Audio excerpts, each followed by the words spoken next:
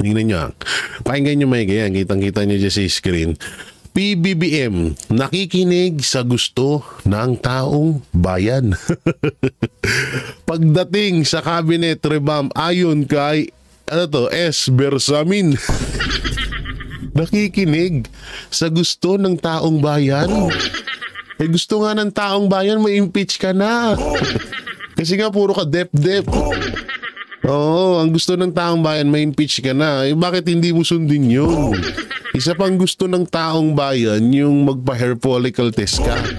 Para makasiguro ang mga bumoto sa'yo, yung mga nabudol mo, isa na ako dun, ay makasigurado na hindi adik ang presidente. Panoorin muna natin to. Nagsimula na ang balasahan sa gabinete ng Marcos administration. Kahapon, nagbigay na ng unang mga pangalang mananatili at maaalis sa kanilang mga tungkulin. Tiniyak naman na Executive Secretary Lucas Bersamin na nakikinig si Pangulong Ferdinand Marcos Jr. sa panawagan ng taong bayan. You can be sure that the President really wants to be responsive to the popular clamor for performance, for change. Dagdag pa nito, nais ni President Marcos na magkaroon ng gabineteng gagalaw at magtatrabaho para sa interes ng bawat Pilipino. Wow. Recently lang, sinabi niya na we seem not to be delivering to the... Kikilos sa bawat kagustuhan ng Pilipino. Tangina, 3 years na kayo dyan, ngayon pa lang kayo kikilos. Ang lala nyo naman. Uy, 3 years na kayo dyan. Magpo 4 years na. Ngayon mo lang naisipan na kumilos. Ang kapal mo. Alaklanteting katarandaduhan to. Common tao. Because they are the greater number of our people. Okay. So, what must we do? We must have action men. So, you can be sure that that is the direction that I'm not calling this a purge, it's a cleansing. Samantala, para sa economic team ng Marcos administration na unang pinangalan ng mananatili sa kanilang pwesto, bagong direktiba mula sa Pangulo ang ibinigay sa mga ito. Kaya nga sinasabi namin, kahit palitan pa ng 1 milyong beses yung mga cabinet secretary na yan, kung boplax yung namumuno, wala ring kwenta, wala ring saysay yan. E.S. Bersamin, nais ng Pangulo ng mabilis na resulta mula sa kanila. Wow! Marching orders ng Presidente dyan is to enhance yung ating economic situation to the eyes of the outside world at saka dito sa Pilipinas, yung actual na economic health natin. Kumpiyansa rin anya ang punong ehekutibo na magagawa ng kanyang kasalukuyang economic team ang mga nais niyang mangyari. So, the President decided to retain these 5 members of the economic team so that there will be no more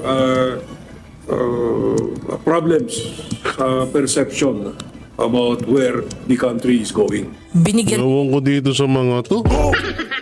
Ngayon nyo lang naisipan yan? Di naman ni E.S. Bersamin na ang courtesy resignation ang pinakamarangal na paraan para sa gabinete upang tuparin kung sino ang nais ng Pangulo na manatili o alisin sa pwesto.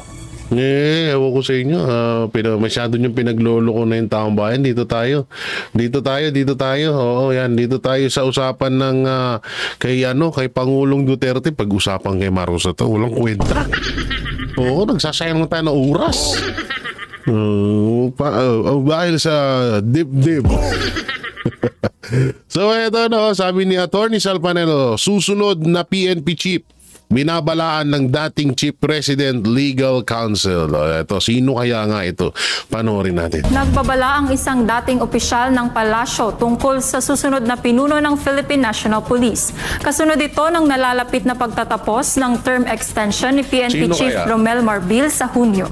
Alamin ang buong detalye sa report ni Paul Montibon. Hindi dapat nagpapaalipin sa mga iligal na utos, marunong magpatupad ng batas at hindi dapat kasabwat ng kalaban ng Estado. Ilan lamang ito sa mga katangiang nararapat para sa isang pinuno ng pambansang pulisya. Sa kanyang programa sa SMNI, iginiit ni dating Chief Presidential Legal Counsel, Attorney Salvador Panelo, na isang general na may paninindigan ang kailangan sa Philippine National Police o PNP. Isang general na kayang sumalungat sa sino mang nakatataas sa kanya kung alam niyang mali ang ipinapagawa o iniuutos. Kailangan kumuha tayo ng isang matatag, may prinsipyong pulis na maging Chief PNP. Otherwise, wala. Ganun palagi ang mangyayari sa atin. Palaging illegal ang ginagawa.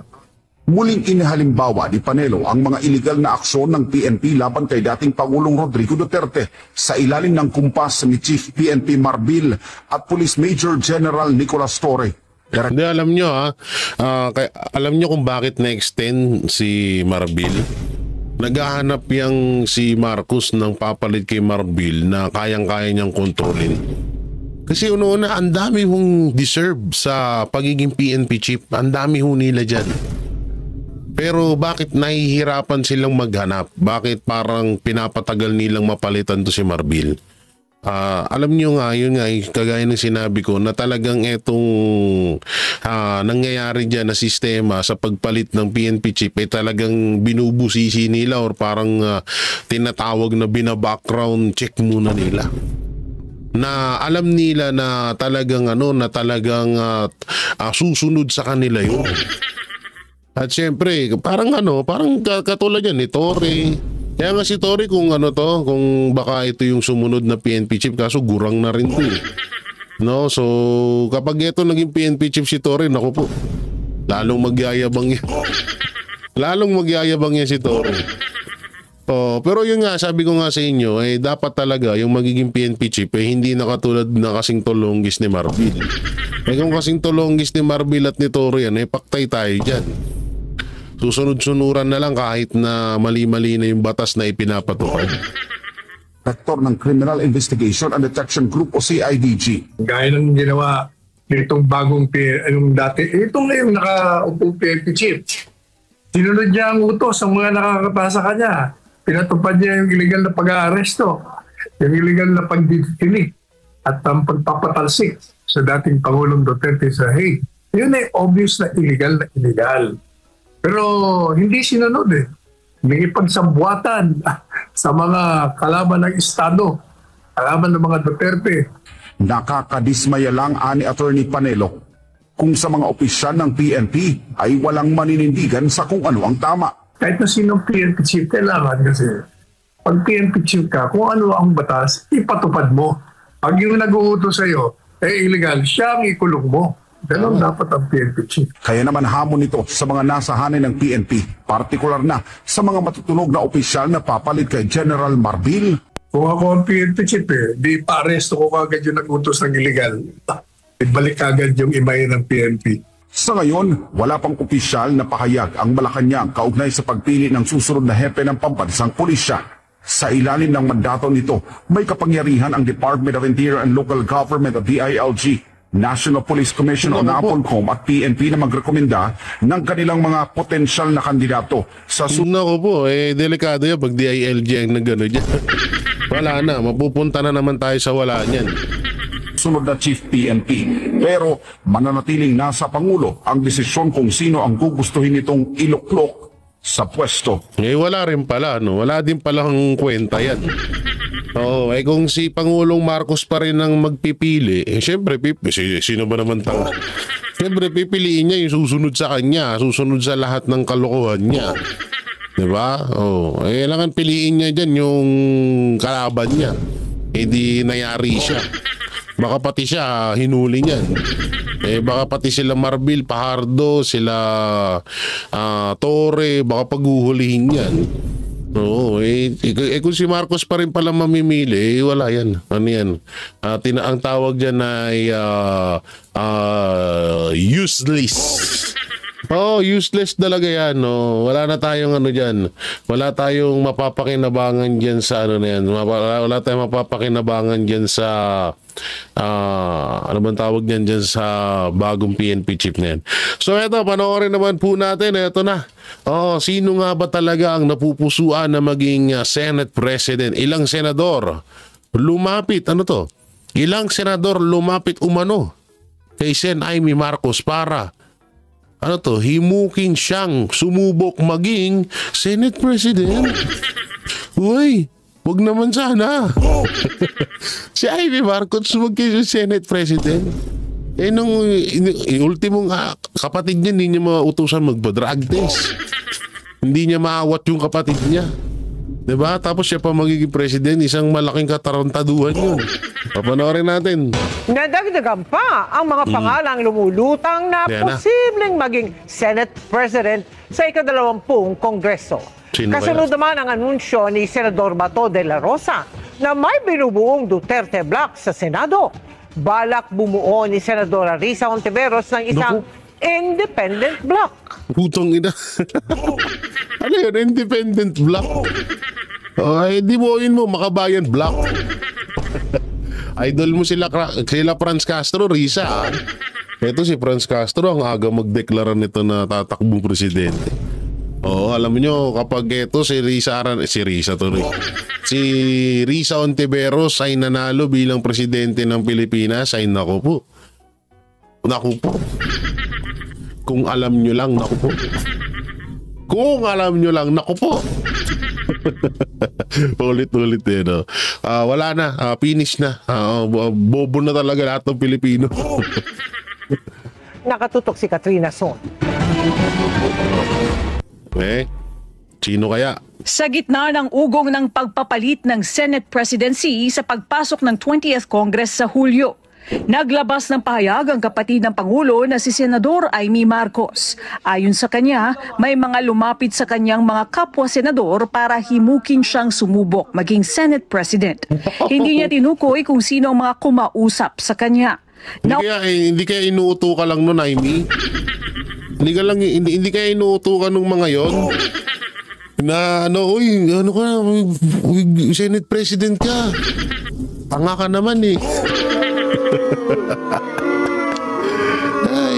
Una nang lumutang ang pangalan ni Senator-elect Tito Soto na siya raw hahamon sa liderato ng kasalukuyang Senate President Cheese Escudero. Kinumpirma ni Senator-elect Erwin Tulfo ang panliligaw ni Soto at Escudero para makuha ang kanyang suporta. Pareho raw siyang inimbitahan ng dalawa para personal na makausap. Kinausap niya ako. Sabi niya, nagpahiwatig naman talaga siya na gusto niyang tumakbo as Senate President. Sabi ko, sige boss, pero hindi pa ako nag-commit. I did not make any commitments. Wow. Ganun din kay Senator Cheese. Nung tinawagan ako ni Senator Cheese, sabi ko, sige po, I'll listen. Ito pang isa na to, kala mo talaga may buga. Pero ito kung halimbawang kontrolado ng presidente ang pagiging, kung sino ang Senate President, baka Amy Tulfo na yan. Tatakbo lang ho tayo sa dalawang taong yan. Amy Tulfo lang ang magiging Senate President kapag kontrolado ito ng gobyerno. Tandaan nyo yan, sinabi kong yan. Dagdag niya, mahaba raw ang naging pag-uusap niya at ng kanyang kapatid na si Senator Raffy Tulfo ukol dito. Nag-usap kami ni Senator Raffy, mahaba-habang diskusyon namin kagabi. May gusto siya, dalawa lang naman yan Senator Cheese at saka Senator Soto. So, nag-usap kami, sabi niya, ito yung gusto. Nauna nang sinabi ni Senador Bato de la Rosa na nakatanggap rin siya ng text mula kay Escudero tungkol sa issue. Ang posisyon ng Senate President ang ikatlong pinakamataas na pwesto sa pamahalaan. Malaking usapin din ito ngayon sa gitna ng nakaumang na impeachment trial ni Vice President Sara Duterte. Nagugulong na sa pagbabalik ng sesyon sa Hunyo. Si Senator Risa Hontiveros naman, sinabing kung ang Duterte Block ang lalabas na minorya sa Senado, bubuo siya ng ikatlong grupo ng independent block kasama sina Senator-elect Bam Aquino at Francis Pangilinan. Tangin na yun, nagsama pa kayong tatlong kumang. Si Boy Saging, si Boy Panalo, tsaka si Boy si Girl Witness. Wala po akong planong sumali sa isang Duterte block. Kung makukuha nila yung label ng minority, may option pa rin po ako or kami kung magdesisyon po kami na isang independent block na magpapatuloy talaga sa pag-check and balance, magpapatuloy sa pag-fiscalize at pati sa labas ng Senado, magpapatuloy sa pagbubuo ng oposisyon. pareho sa Duterte at kina Presidente. Di ba? Lokohin mo lang mo, di magbo. Ang recruiting mo si Castro, hindi nga pala senador yun. Pero ang ganda, may anong sabi niya kanina? Independent block. Ang galing may sarili kang may sarili kang desisyon.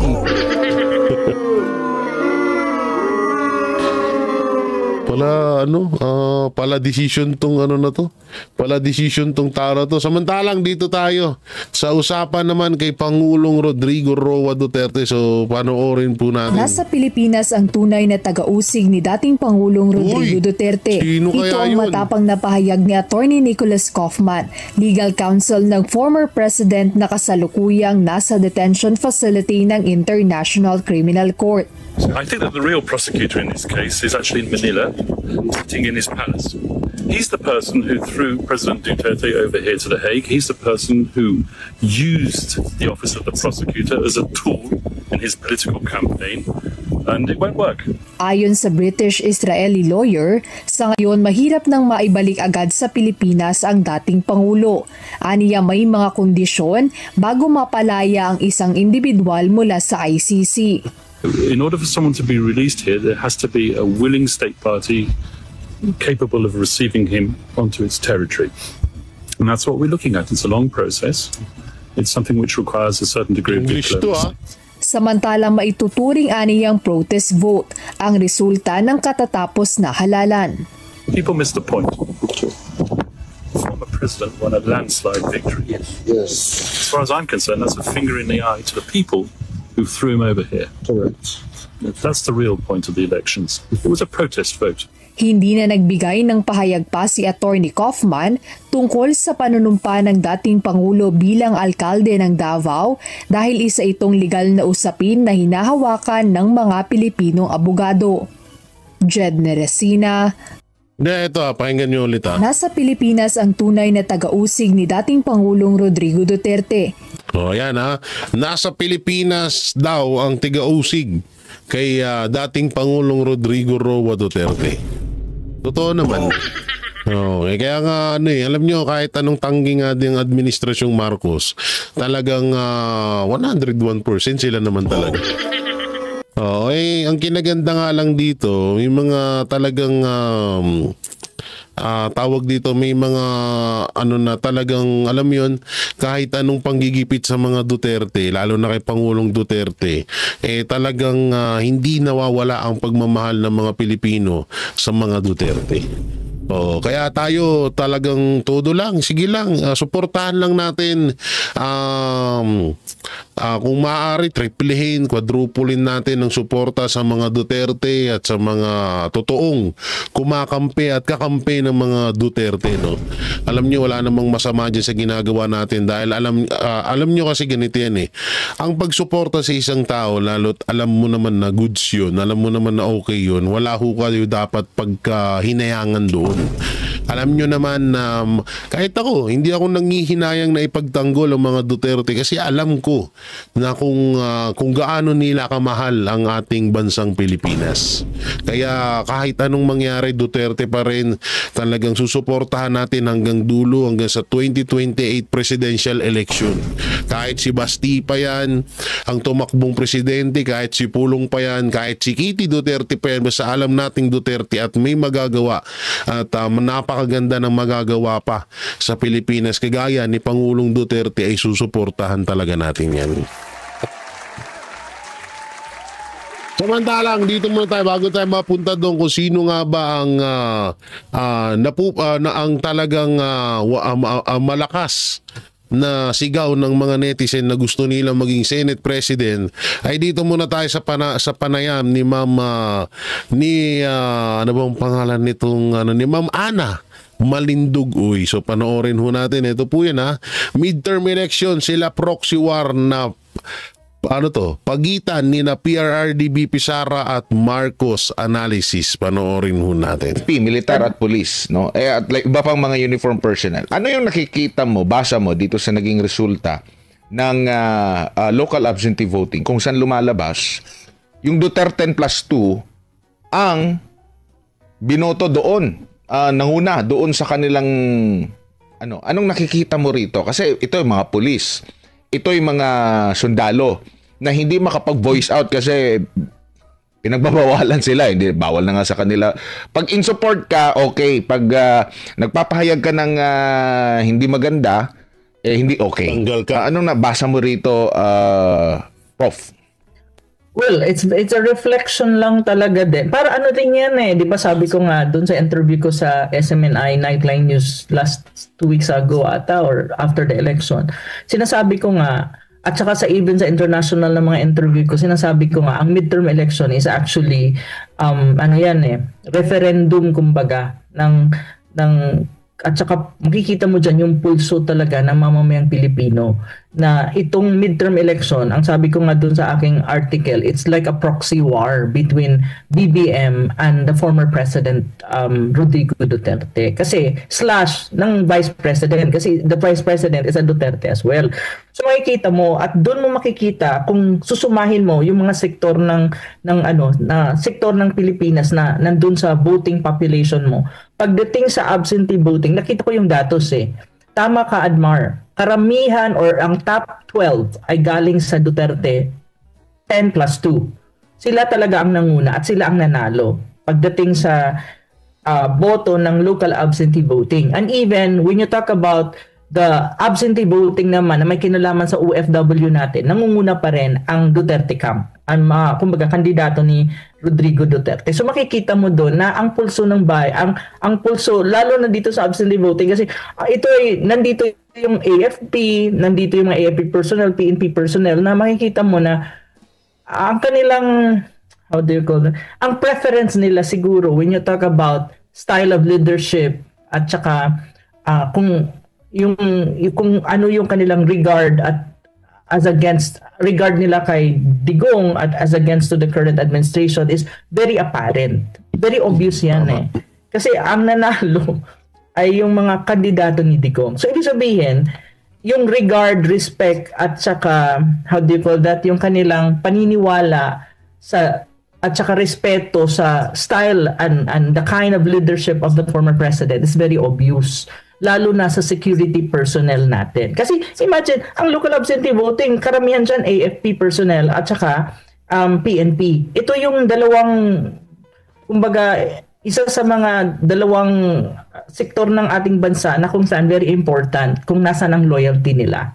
Pero kasi mahirap mong i-identify sino-sino yan eh. So makikita mo na lang na karamihan pala ang loyalty pala nila at saka yung kanilang respeto ay nandun, mataas pa rin ang respeto nila kay former President Duterte kasi ang kanyang mga endorsong kandidato ay yun ang kanilang binoto. So ibig sabihin, andun talaga, malinaw yun. So siguro dahil din nakita ni BBM yan, siguro on his part, kaya nagkaroon din siya siguro ng probably a moment of realization na sandali muna, let's recalibrate kasi it seems that many people yung pulso ng bayan hindi nasa akin kung sa madaling salita Ma'am Ana